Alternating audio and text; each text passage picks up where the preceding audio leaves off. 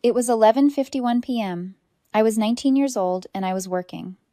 My screen glowed in the dark of my tiny loft apartment lines of code for a freelance UX project blurring together. I was trying to get ahead, trying to build something. Then my phone lit up the desk. A text from my mother, Michelle. It wasn't long, just a few words that landed like ice. Clara, after what happened with Ryan, your father and I have agreed. You are no longer part of this family. I read it once, twice. The air in my lungs felt still. I wasn't breathing. And then a second later, a small red icon popped up under the message. A heart. My sister Victoria had loved the text. The cruelty of it was so precise, so efficient, not a wasted motion. It wasn't hot anger, it was surgical. And in that moment, staring at the screen, I didn't feel the familiar sting of sadness. I didn't feel the urge to cry. I just felt clarity. Like a lens I hadn't known was blurry, had suddenly snapped into perfect, sharp focus. Drop a comment and let me know where you're listening from and what time it is for you right now. I'd love to know who's part of our community. I didn't text back. I didn't call and demand an explanation. I didn't cry.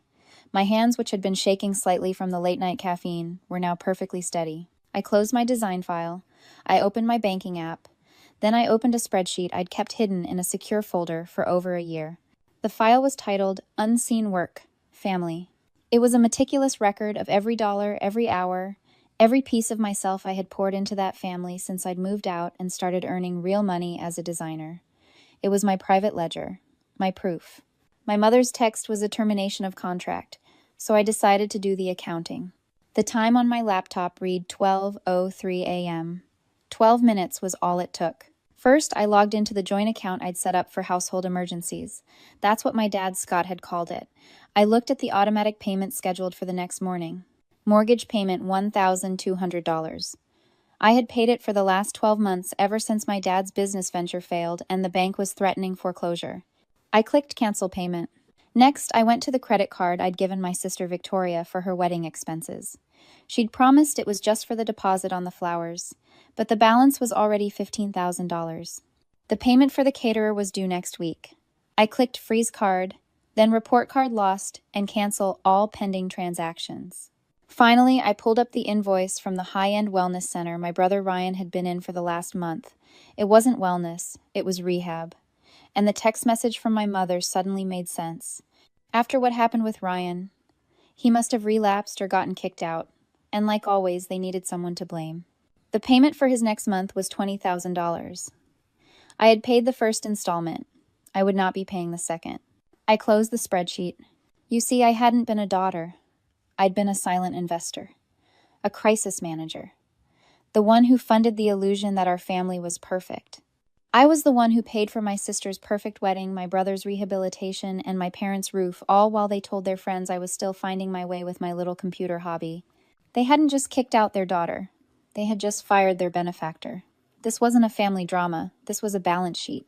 And for the first time in my life, the numbers were finally adding up. You have to understand my reaction wasn't anger. It was an awakening. For my entire life, I had been the responsible one, the easy one. The girl who never asked for anything because she was too busy cleaning up everyone else's messes. I was never really a daughter. I was a function. I was the load-bearing wall in a house that was structurally unsound. I actually read about this in a psychology class. It's called family systems theory. It explains how in dysfunctional families, everyone gets locked into a specific role. My sister Victoria was the golden child. She was the one who got the applause, the perfect grades, the endless praise. She was the family's showroom model. Her entire job was to look good and make my parents proud. My brother Ryan was the problem child, the scapegoat. He was the one who was always in trouble, always needed saving, always created the next five-alarm fire. He sucked up all the family's emotional energy and resources. He was their full-time project. And then there was me, Clara. I was the fixer. My role was invisible, but it was the most important one. My job was to make all the other roles possible. I was the one who mediated the fights, who found the lost keys, who drove Ryan to his appointments, who stayed quiet when Victoria needed the spotlight, and eventually who paid the bills. I was the unseen work that kept the whole performance running. The terrible, cruel irony is that my competence was the source of my invisibility. I was so good at being the fixer that they stopped seeing me as a person. I only became visible when they needed something fixed. A mortgage, a rehab bill, a wedding deposit. I wasn't a child to be loved. I was a utility to be used. That text message at 11:51 p.m. wasn't just an insult. It was a severance package. They were telling me my function was no longer required, or so they thought. What they failed to understand was that the fixer was also the one holding the checkbook. My competence wasn't a weakness. It was my weapon. And I was just beginning to understand how to use it. I slept for maybe 2 hours. When I woke up, the sun was just starting to tint the edge of the city and my phone looked like a bomb had gone off. 22 missed calls. A dozen texts. They weren't apologies. They were demands. The first text was from my sister Victoria. Mom is hysterical. The caterer just called her saying the deposit bounced. What did you do? You're being cruel and overreacting. Cruel. Overreacting. I just stared at that word. Cruel. I had spent the last 5 years paying for their stability. I had given up my own college savings so Ryan could go to that first rehab center. I had worked 20-hour days on freelance projects just to cover the mortgage payment my father Scott forgot about. For a second, I felt that old familiar ache rise up in my chest. It's the guilt of the giver. It's that sick, twisting feeling you get when you've been trained your entire life to put everyone else first. It's the voice in your head that whispers you're a monster for finally saying no. It's the panic that rises when you set a boundary and the person on the other side reacts with anger instead of understanding. They program you to feel guilty so you'll keep giving. I looked at Victoria's text. Then I looked at the missed calls. My mother, Michelle, my father, Scott, my sister, Victoria. Not a single call from Ryan, of course. I took a deep breath and let the guilt drain away, replaced by that cold, hard clarity from the night before. This wasn't cruelty. This was a consequence. Then my phone buzzed again. A new voicemail from my mother. I listened. It wasn't crying. It was screaming. Clara, I don't know what game you're playing, but you have created a mess. The bank called the wedding is in jeopardy. You fix this. You fix this right now. She didn't say what's wrong. She didn't say, why would you do this? She didn't even mention the text from 11:51 p.m. She just demanded that I fix what I had broken, completely oblivious to the fact that they were the ones who had shattered everything. No apology, no remorse, just entitlement. That was the moment I knew. This wasn't a misunderstanding. This was who they were. I blocked their numbers. All of them. Then I went to the 24-hour artisan bakery, where I sometimes worked evening shifts. The owner, Brenda, was a woman in her late 50s with flour in her hair and steel in her spine. She'd been a corporate lawyer for 20 years before cashing out to make sourdough. She was my mentor, and she didn't tolerate nonsense. I found her kneading dough and I told her everything. The text, the spreadsheet, the canceled payments. I finished and said, I don't even know if I want the money back, Brenda. I want them to stop. I want it to be over. Brenda didn't even look up from the dough. She just folded it hard. Clara, she said, her voice quiet and even. This isn't a family dispute. This is financial abuse. You were not their daughter. You were their unauthorized line of credit, and we are going to treat it as such. She washed her hands, dried them on her apron, and picked up her phone. You're not asking for anything, she said. You are informing them of the accounting. I'm sending a formal notice to their email. It will outline every payment you made, every date, and a total. It will give them 30 days to propose a repayment plan before we file a civil suit. I hesitated. A civil suit. She looked at me, her eyes sharp. They didn't hesitate when they excommunicated you over a text message. You will not hesitate to send them the bill. She drafted the email. It was calm, factual, and absolutely lethal. She hit send. For 2 days there was silence. The panic from their side had stopped. I almost let myself believe it was over. I went to my design class. I worked my freelance gigs. I tried to breathe. Then on Wednesday afternoon, Brenda called me. Her voice was different. The sharp anger was gone, replaced by something cold. Clara, she said, I was preparing the file just in case. I did a deep dive on your financials. Do you remember an inheritance your great-aunt left you, specifically for your education? My blood went cold. Yes, I said. $50,000.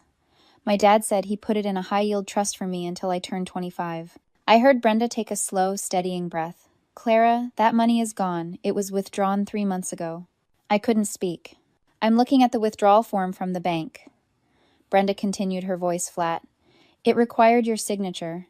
Clara, that is not your signature. I sat down on the floor of my apartment. The light from the window felt gray. She forged it, I whispered. Yes, Brenda said. Michelle forged your signature and emptied your trust fund. I pulled the bank statements from the same week. The entire $50,000 was transferred directly to pay off a gambling debt belonging to your brother Ryan. She had stolen from me. 3 months before they kicked me out, she had stolen my future, my one safety net, to once again fix Ryan's mess. This wasn't neglect. This wasn't entitlement. This was a crime. The 11:51 text message wasn't just them kicking me out. It was them trying to sever the connection before I found out what they had already done. I hung up the phone. The fight wasn't about Victoria's wedding or my father's mortgage anymore. This wasn't about being unloved or unseen. This was about forgery. This was about theft. And I realized my mother hadn't just made a mistake. She was a criminal. And I was done protecting her. It took about a week for the next phase. A week where I lived in the eye of the storm. The silence from their end was deafening. But this time it didn't feel hollow. It felt strategic. I tried to live normally. I went to my design classes. I sat in my tiny apartment with my roommate Leo, who was smart enough not to ask why. I'd suddenly gone quiet. I had dinner with Evan, the guy I'd been seeing. He had cut off his own family for being too controlling, too invasive. We were an odd pair. He was running from a family that wanted to know everything, and I was running from one that never wanted to know anything. But he understood boundaries. He didn't push. Then came the banging on my door. It wasn't a knock. It was a frantic, desperate pounding that rattled the thin wood of my apartment door. I looked through the peephole. It was my mother, Michelle. I hadn't seen her in person in almost 6 months. She looked wrecked. Her hair was a mess, her eyes were red and swollen, and she was wearing a stained tracksuit. This was not the put-together woman who hosted perfect dinner parties. This was the woman behind the curtain. I opened the door. She burst in, or tried to. "Clara, thank God you have to stop this." She was crying, real heaving sobs. "They're talking about fraud. They're talking about prison. Clara, prison." She grabbed for my arm, and I stepped back. "Please," she begged, her voice cracking. "We'll lose everything. The house. Everything we've built. You can't let this happen. Do something. Think about your sister. Her wedding is ruined." I just looked at her. The woman who had sent me that text. The woman who had loved it. The woman who had screamed at me to fix it, and now the woman who was begging me to save her from a crime she had committed. I thought about the guilt I used to feel. I thought about the years I spent shrinking myself so they could feel big. I thought about my $50,000, my inheritance gone. "Do something for your sister," she sobbed again. "Do something for your family." My voice when it came out was low and steady. It didn't shake. I didn't recognize it. I already did. I walked to my desk, picked up a single folded document, and walked back. I handed it to her. She looked at it confused. "What? What is this?" "That's the civil complaint," I said. "It details the forged signature and the $50,000 you stole from my trust fund. It also details every dollar I've spent on this family that I am now collecting." Her face went white. The tears stopped instantly. "The bank has already frozen all your accounts pending the fraud investigation," I said. "The house has a lien against it. Victoria's caterer isn't the problem anymore, Michelle." She looked up from the paper, her eyes narrowing. The victim was gone, replaced by the woman I recognized. "You," she whispered. "You wouldn't." I just stared at her. "Goodbye, Michelle," I said, and I gently closed the door in her face. I heard her scream on the other side. It wasn't a scream of sadness. It was a scream of pure, unfiltered rage. The sound of a person who had just lost all control. I leaned my back against the door, and for the first time in my entire life, I didn't feel the urge to go and fix it. The case was settled out of court. It was fast, brutal, and clinical. My mother, Michelle, and my father, Scott, had no defense against the forgery charge. The evidence was absolute. To avoid criminal prosecution, they signed everything over. The house was sold in less than a month.